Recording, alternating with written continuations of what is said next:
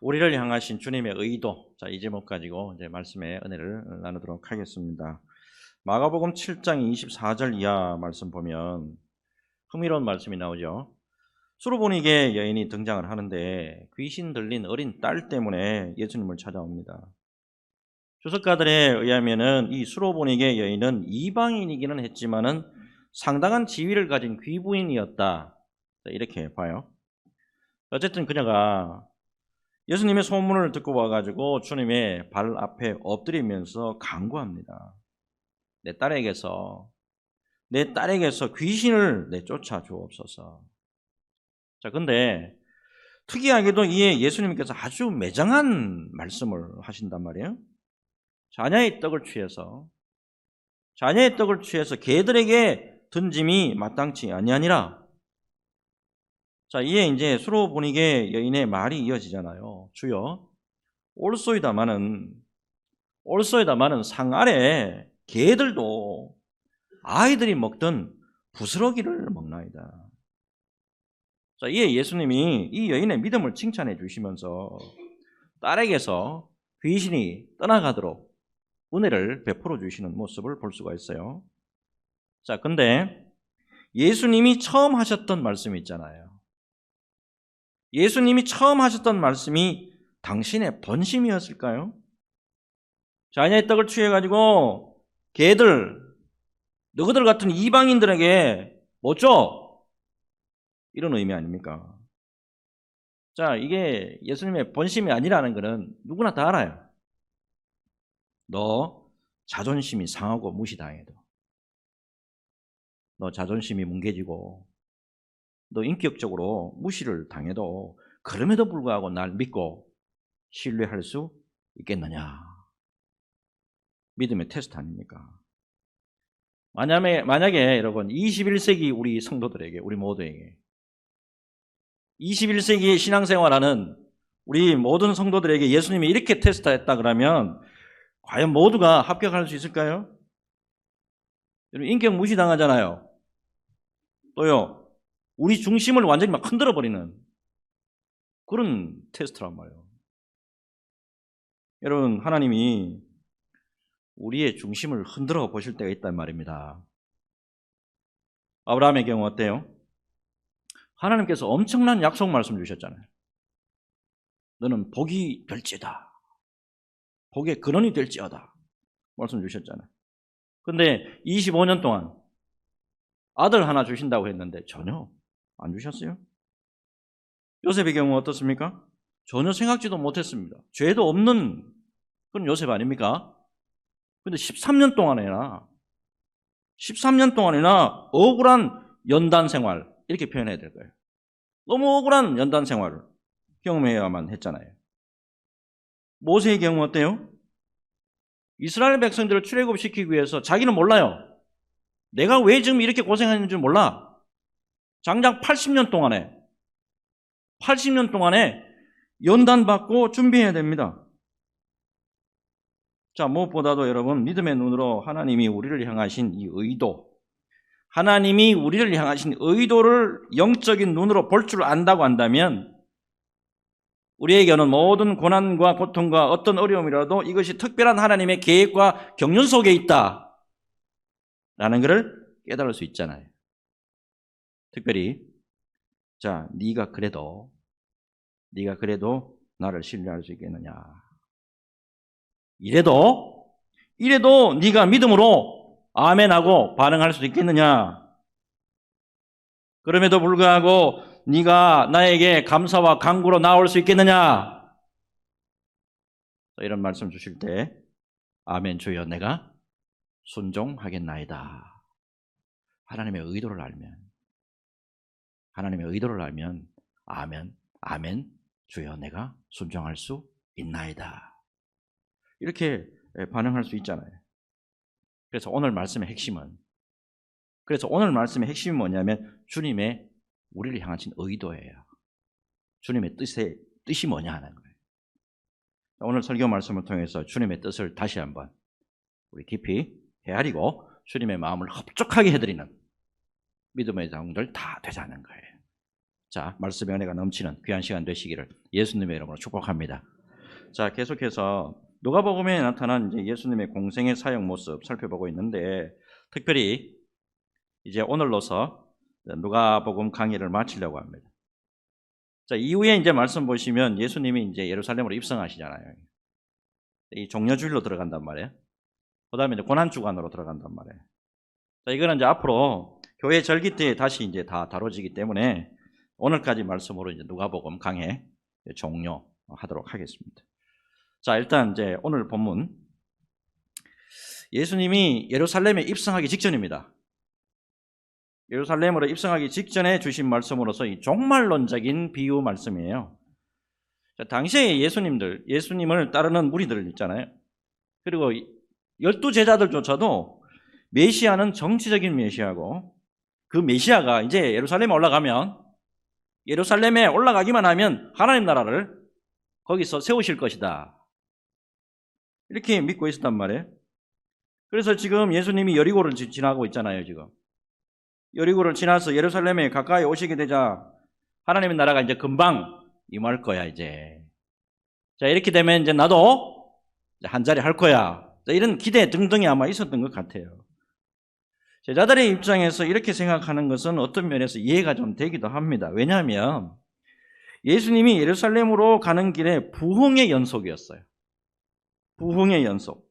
예수님이 가시는 곳곳마다 수많은 사람들이 예수 믿고 막 병 고침을 받았습니다.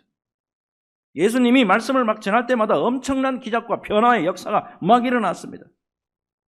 당연히 사람들이 몰려가지고 인산인해를 막 이루었어요. 자, 제자들은 이런 식으로 계속 가다가 보면 결국 예루살렘에서 더욱 폭발적인 역사가 일어날 거야, 기대한 거예요. 자, 하지만 예수님의 의도는, 특별히 예수님이 의도하시는 하나님의 나라는 이런 게 아니잖아요. 반대로 예루살렘에서 지금 부흥이 일어납니까? 안 일어납니까? 예루살렘에 올라가면 부흥 안 일어납니다.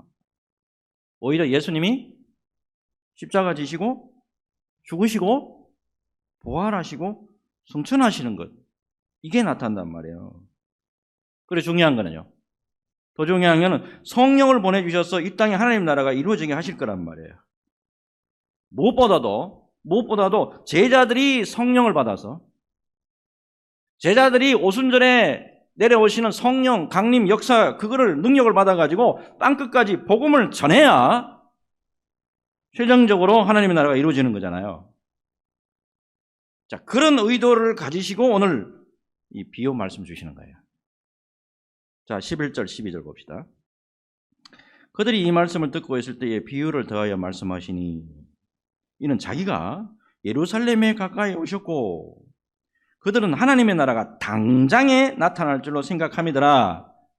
그 다음에 이르시되 어떤 귀인이 왕위를 받아가지고 오려고 먼 나라로 갈 때에 그랬습니다.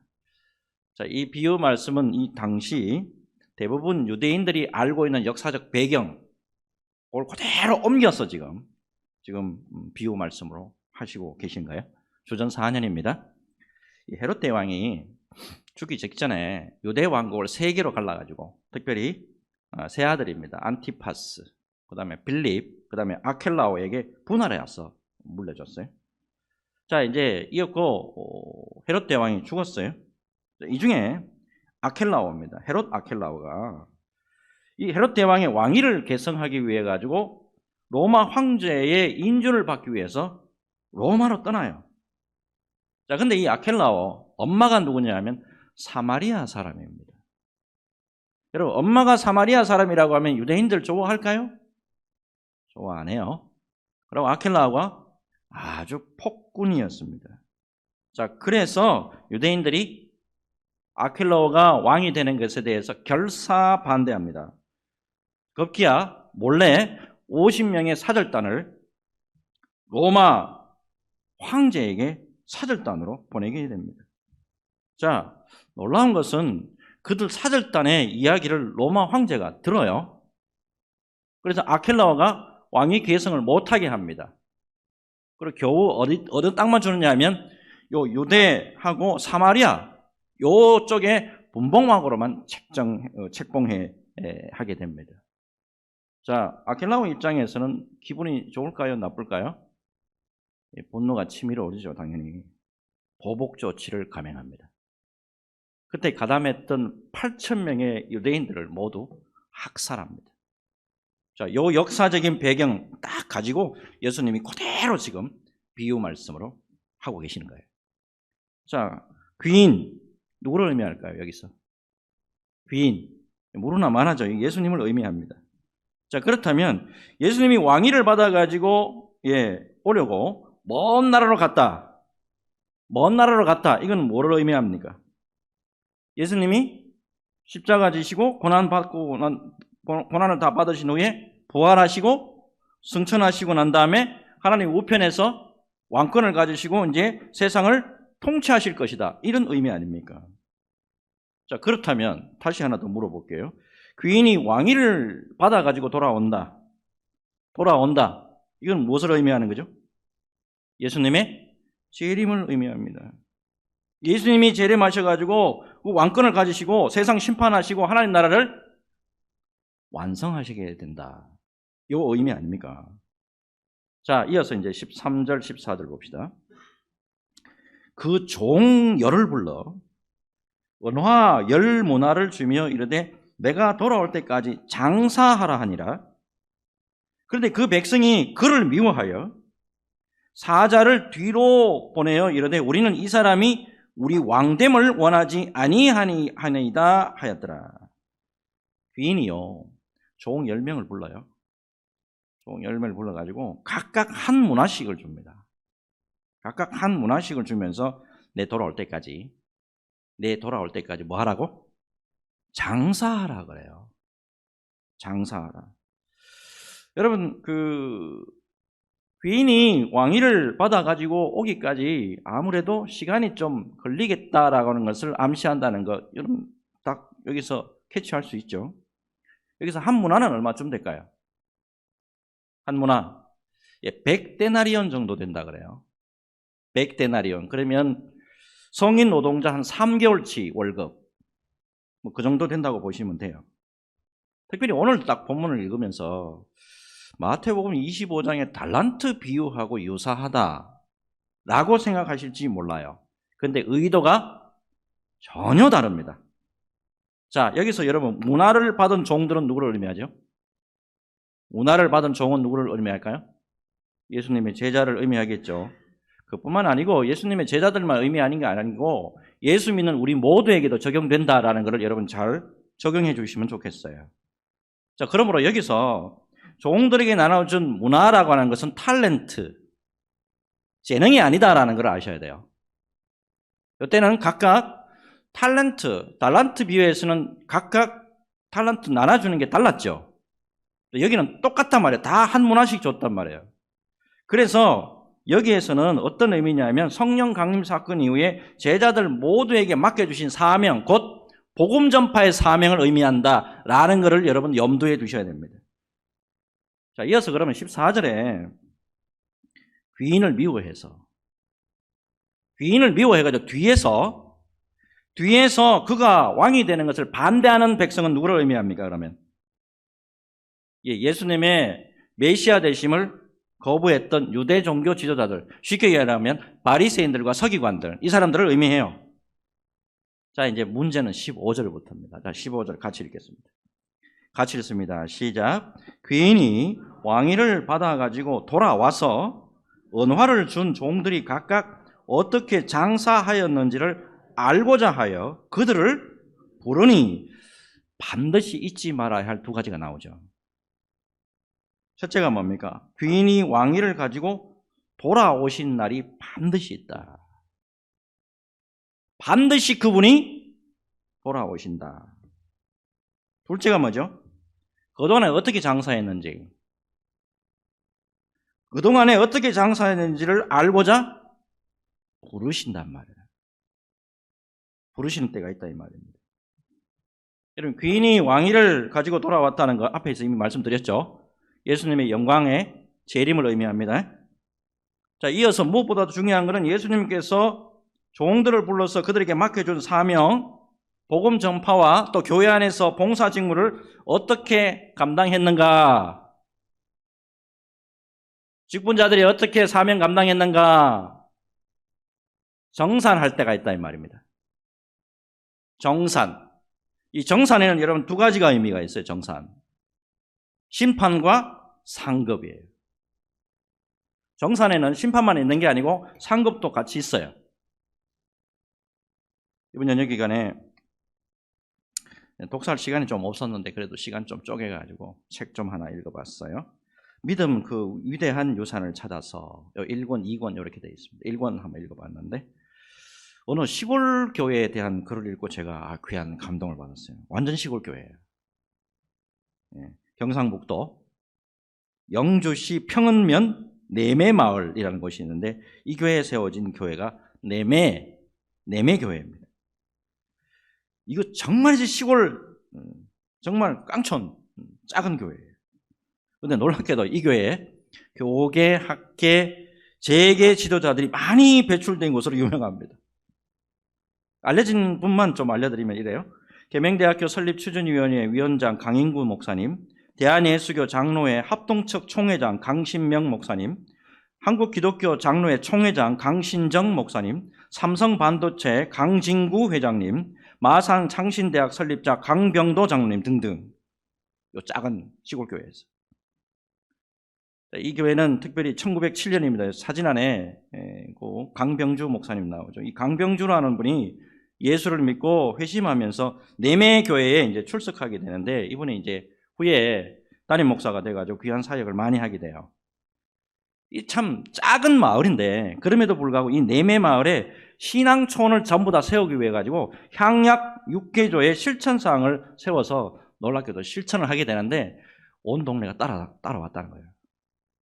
자, 향약 6개조가 이렇습니다. 첫째, 우상 숭배와 선조 제사를 금지하고 구섭타파와 미신을 일소한다. 둘째, 동민 전체가 술과 담배, 장기, 바둑, 도박, 주막 출입을 언급한다. 셋째, 일제의 앞잡이인 경찰관 지원을 언급한다. 넷째, 신, 불신을 막론하고 빈약한 관홍상에는 자비량하여 협조한다. 다섯째, 소 이외의 가축 사육을 금지하며 깨끗한 신앙촌을 만든다. 여섯째, 주일은 성수하며 우물문을 잠그고 전날에 준비한다. 지금 가만히 요 6개의 조를 읽어보면 굉장히 어때요? 굉장히 이거 참 타이트한 거 아닙니까? 철저하게 내매마을 전체를 신앙촌으로 만들어 갑니다. 당시에 부흥사로 유명했던 분이 김익두 목사님 아닙니까?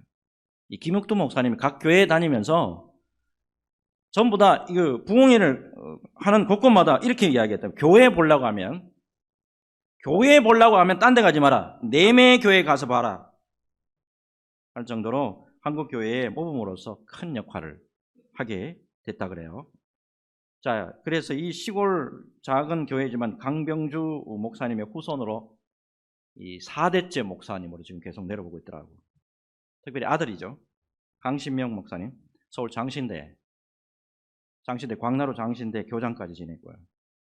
그 이외에도 한국교회에서 귀하게 쓰임받는 사람들이 많이 배출되는 은혜가 이 교회를 통해서, 이 시골교회를 통해서 일어났다는 거예요. 제가 이 글을 읽으면서 비록 작은 교회지만은 우리가 주님 오실 때까지 어떻게 사역해야 되느냐, 우리가 주님 오실 때까지 어떻게 사역해야 되느냐 다시 깊이 생각하게 됐습니다. 우리를 향하신 주님의 깊은 의도가 있잖아요. 우리를 향하신 주님의 깊은 의도를 생각하면서 비록 작은 교회지만 충성스럽게 쓰임받을 때 하나님의 은혜가 넘칠 줄로 믿습니다. 언제나 주님의 이 칭찬받는 우리 수원소망교회 성도들 다 되시기를 예수 그리스도 이름으로 축복합니다. 자, 이제 16절 이하 말씀을 넘어가 보죠.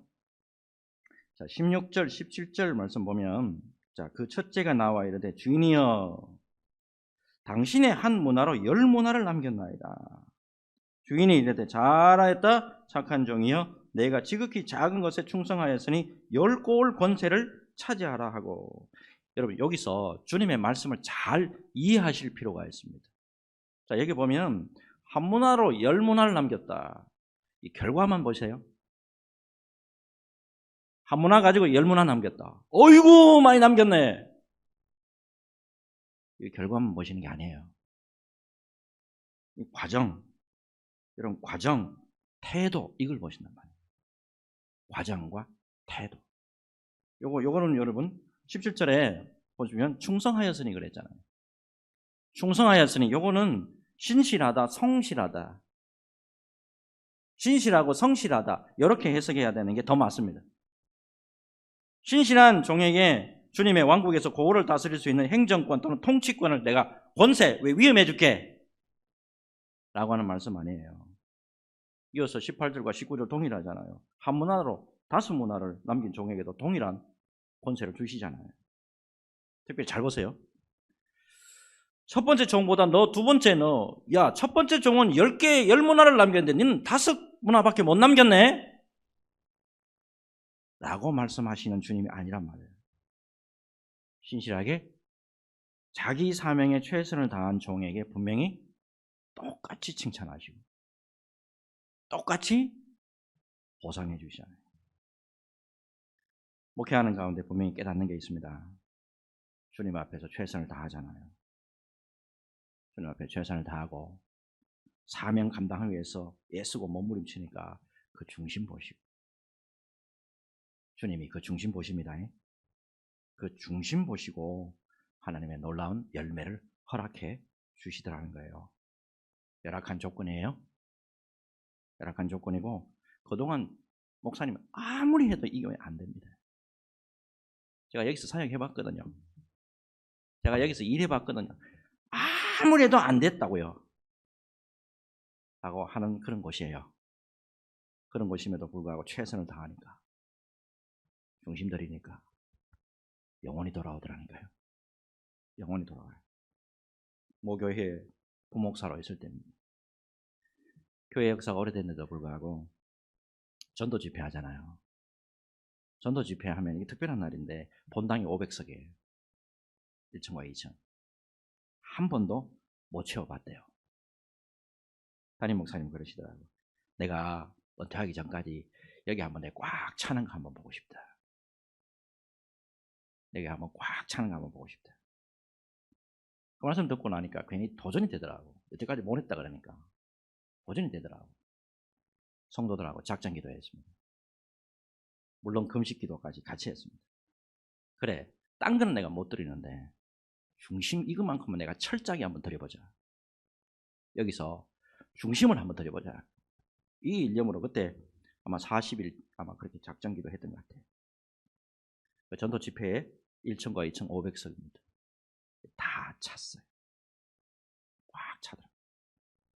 여러분 결과보다는 과정이에요. 그리고 사명 감당하기 위해서 내 중심을 어떻게 드리느냐.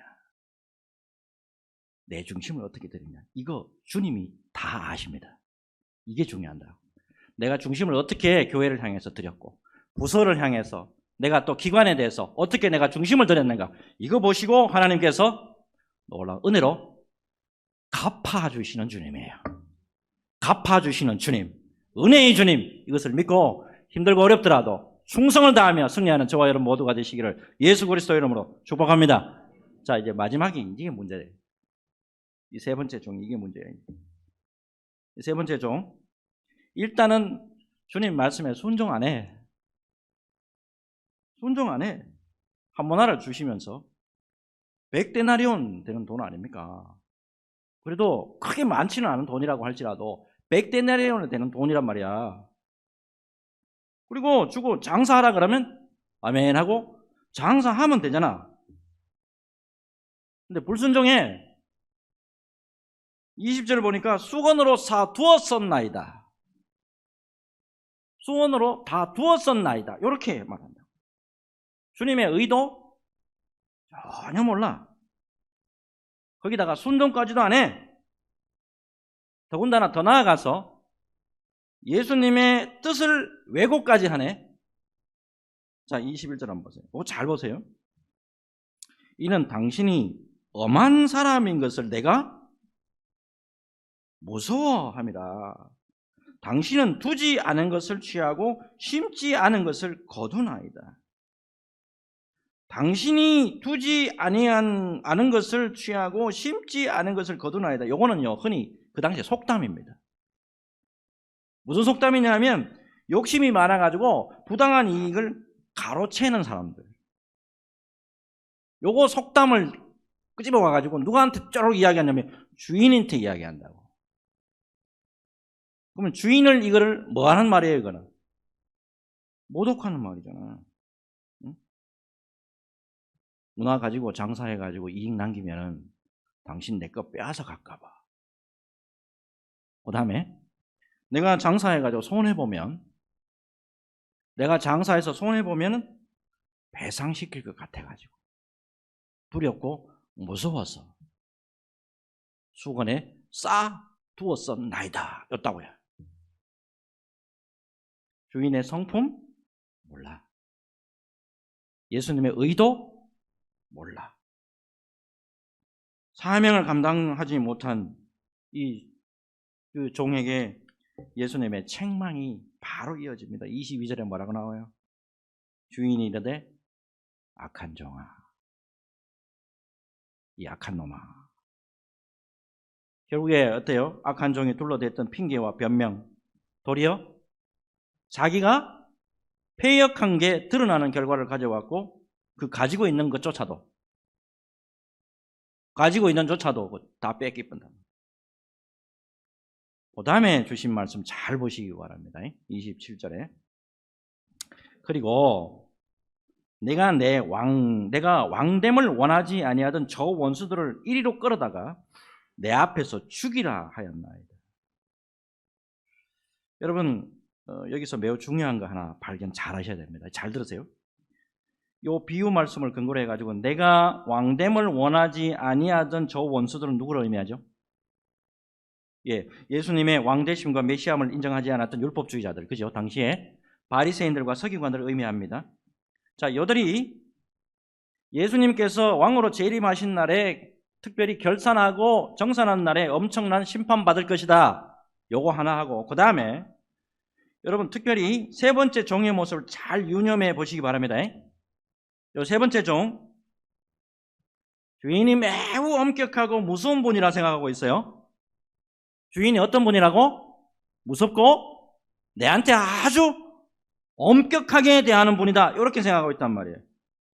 무엇보다도 장사해가지고 손해내면, 사역해가지고 좌우지간 사달내면 엄격하게 처벌할 것이다, 이렇게 생각한 것 같아요. 이게 율법적인 사고예요. 이거 잘 이해하셔야 됩니다. 지금까지 율법적인 여기에 틀에 매여 있는 사람이라고. 율법은 어때요? 법대로 하지 않으면 정죄받고 심판으로 나가죠. 근데 예수님의 복음은 전혀 달라요. 앞에 이미 말씀 봐왔죠. 여리고에서 평생 맹인으로 살았던 바디메오 값없이 은혜로 고쳐주셨습니다. 평생 민족의 반역자여 죄인으로 살았던 삭개오 값없이 은혜로 구원을 허락해 주셨습니다. 예수님은 사랑과 자비와 은혜가 풍성하신 분이라는 거예요. 그에게 나아가는 자에게 결코 정죄함이 없었단 말입니다. 가룟 유다를 제외한 나머지 사도들 생각해 보세요. 십자가 사건 이후에 예수님 다 배반하고 얘 다 도망갔잖아. 놀랍게도 예수님이 다 찾아가 주시잖아요. 다 찾아가시고 다시 말씀 주셔가지고 회복시키고 다시 일으키시고 다시 예수님을 쫓아올 수 있도록 사랑과 은혜와 자비와 긍휼을 베풀어 주시잖아요. 예수님을 절대 오해하면 안 돼. 복음을 절대로 오해하면 안 된다, 이 말입니다. 미국 일리노이주의 노스웨스트 대학에서 신학을 공부한 프레드릭 레만 목사님이라는 분이 계세요. 자, 이분은 그 설교 중에 찬양을 굉장히 많이 했다 그래요. 그래서 은혜와 감동을 많이 주는 그런 목회를 했다 그래요. 하지만 이분이 이제 어디서 목회했냐면 주로 시골 목회를 했습니다.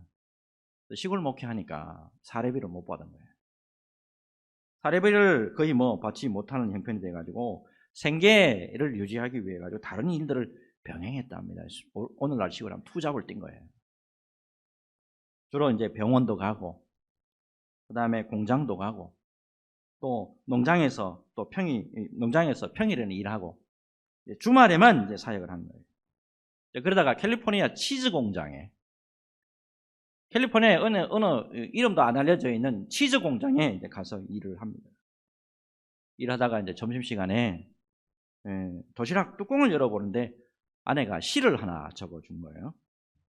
그 유대인의 시 가운데 하다무트라고 있는데 저는 잘 모르겠습니다. 처음 들어봤는데 하다무트라고 하는 시를 읽는 가운데 은혜를 받은 거예요. 사모님이 우리가 이렇게 가난하고 우리가 시골에서 이렇게 사례비도 제대로 못 받고 힘들지만 그럼에도 불구하고 하나님이 살아계시고 하나님이 사랑으로 오늘까지 우리를 붙들어 주셨잖아요. 그러면서 시 구절을 하나 보내요.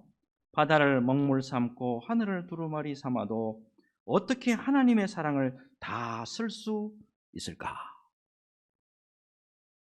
사모님이 은혜 받아가지고 준 시, 그 짧은 시 하나를 가지고 목사님이 은혜를 받아요.